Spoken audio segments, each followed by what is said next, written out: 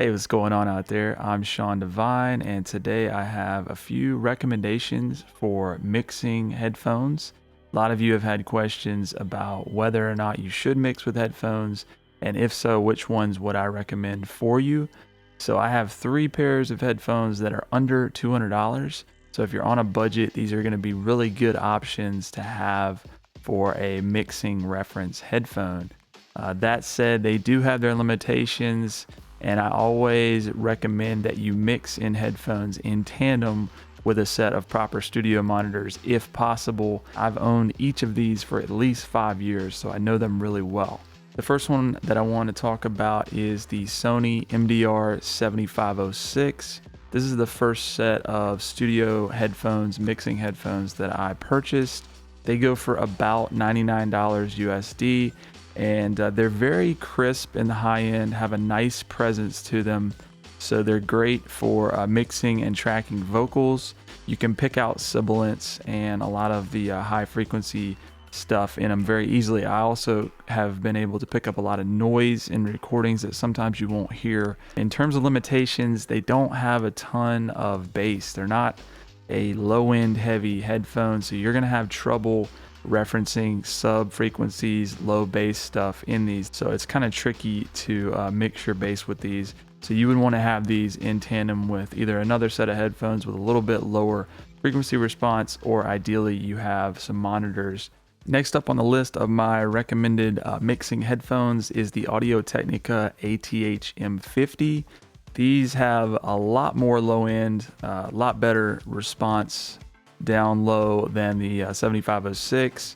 That said, they're a little bit hyped in the low end. So these are going to be more comparable to something like a Beats by Dre, where the bass is really pleasant to listen to, but in terms of the translation from a mixing perspective, it's not what you would call accurate.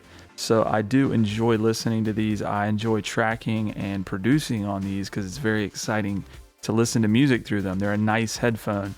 But they're not quite as flat or as accurate as some of the other options out there. I believe they go for about $140, $150 USD. So check those out. And last but not least, the set that I want to recommend to you is the Beyerdynamic DT770s. These are probably my favorite headphones specifically for mixing that I've used in my career.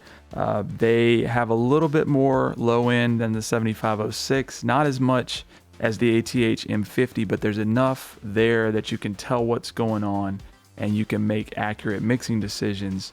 I also just really like the frequency response. It's fairly flat.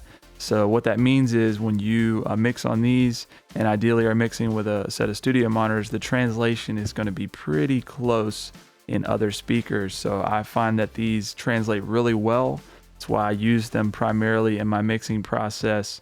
They're really great for picking out stereo width, for doing reverb and delay, kind of measuring your sense of space in your effects.